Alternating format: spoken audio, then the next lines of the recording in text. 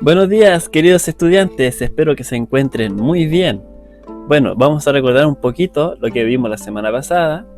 La semana pasada estuvimos viendo las primeras civilizaciones, las más antiguas, ¿cierto? Vimos las civilizaciones chinas, las fenicias, todas las características de las primeras civilizaciones y cómo se desarrollaban. Ahora vamos a cambiar un poquito ya, avanzar un poquito más en el tiempo y ver las civilizaciones más clásicas, ¿ya? En donde la clase del día de hoy se va a llamar ¿en qué ámbitos de la sociedad actuales se aprecian la influencia de las civilizaciones clásicas? ¿Cuáles son para ustedes las civilizaciones clásicas? ¿Conocen cuáles son? ¿Saben algunas que la hayan nombrado o que tengan en mente antes? Bueno, aquí en esta clase vamos a ir avanzando y conocer esas civilizaciones cómo se desarrollaban principalmente. Entonces, el objetivo de la clase de hoy: vamos a conocer el espacio físico y sistema político ateniense. ¿Cuál es para ustedes la civilización ateniense? ¿Saben cuál es o no? ¿Es lo mismo la ateniense con la griega? ¿Sí? ¿No? Bueno, ahí vamos a ir viendo. Vamos a conocer la democracia ateniense. El mar Mediterráneo, un espacio ecúmene. ¿Qué será eso? La antigua Grecia y su entorno geográfico. Y la evolución política de Atenas previo a la democracia. ¿Se entiende más o menos un poco? Bueno, aquí en la clase vamos a ir viendo cada uno de esos puntos. Entonces, primero conoceremos la democracia ateniense. ¿Cuáles fueron los principios fundamentales de la democracia ateniense? ¿Cuáles fueron esos principios fundamentales? Bueno, para conocer un poquito de la democracia ateniense, bueno, vamos a saber un poco, ¿cierto?, que Atenas es una de las ciudades de Grecia, ¿ya? Y aquí vamos a ver un mapa de tiempo en donde en el 1150 a.C. es la fecha de inicio del primer periodo de la historia de la civilización griega. Y aquí, en el segundo periodo, aquí en el 499 al 336 a.C. se desarrolló el periodo clásico, periodo de esplendor de la civilización griega. Durante esta época se desarrolló el sistema democrático de Atenas, ¿ya? Bueno, para que sepan, en Grecia, ¿cierto? Grecia es un país y Atenas es como una ciudad, ¿cierto?, en donde se desarrolló principalmente este sistema de democracia. Nosotros vivimos en democracia ya, pero imagínense ya en esa época, en aquellos tiempos, ya se había desarrollado la democracia. O sea, los griegos fueron la primera civilización en crear una democracia, o sea, tomar en cuenta la opinión del pueblo, de la polis, que también se conoce ya también en ese tiempo, ¿ya? Entonces, miren, aquí vamos a conocer, este lugar se llama la colina de Fénix, si no me equivoco. Aquí es donde se reunía toda la asamblea, todo el pueblo, ¿ya? Y se puede observar aquí al lado que hay un lugar en donde se ubicaba, ¿cierto?, la persona que estaba a cargo para poder escuchar las opiniones de las demás personas. Y aquí es donde este lugar es un lugar en donde se le da como nacimiento a la democracia ateniense. ¿Qué características del mar Mediterráneo posibilitaron que distintas culturas se relacionaran e influenciaran entre sí? Bueno, para saber cómo fue que las distintas culturas se comunicaban y se influenciaran entre ellas, primero vamos a ver que las principales características, que las aguas mediterráneas, ¿cierto? Ellos se desarrollaban en el mar Mediterráneo, y las aguas de este mar no eran de tanta profundidad, y además estar alejadas del océano eran más tranquilas y permitía una fácil navegación, y eso permitía poder interactuar entre los distintos pueblos que se encontraban a las costas de estas, ¿cierto? Además, el clima de estos lugares del mar Mediterráneo era un clima mediterráneo, un clima parecido al que tenemos nosotros acá, en donde los inviernos son fríos y los veranos son muy calurosos. O sea, eran estaciones del año que eran muy marcadas. Y las tierras también, al estar cerca de la orilla del mar, ¿cierto?, permitía lo que era la agricultura y la ganadería, actividades que eran muy importantes para el desarrollo de cualquier civilización. Y las principales civilizaciones que se e interactuaban entre ellas era la siguiente: la civilización romana, la griega, la fenicia y la egipcia.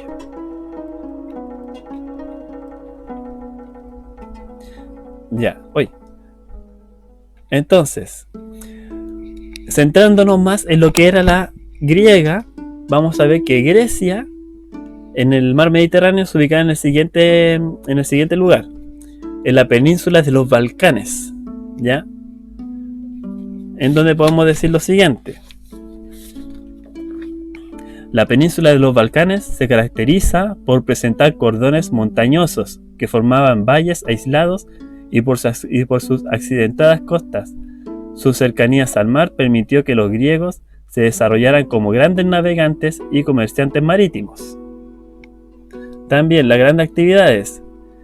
Producto del relieve, el desarrollo de la agricultura no fue fácil, concentrándose en la zona sur de la península de los Balcanes.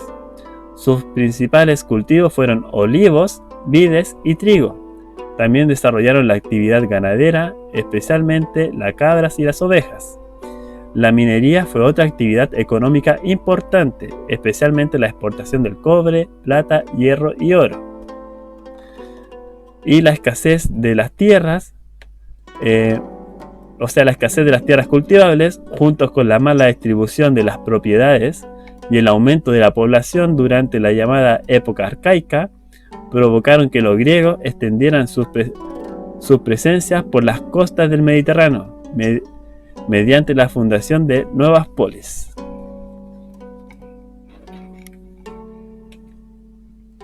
Entonces, ¿cómo era en su origen el gobierno de Atenas? Primero, antes de que fuese una democracia, al principio era una monarquía. Y una monarquía aquí lo definimos como una forma de gobierno en la que la jefatura del Estado reside en una persona, un rey o una reina, a cargo, ¿cierto?, habitualmente vitalicios, al que se accede por derecho de forma hereditaria.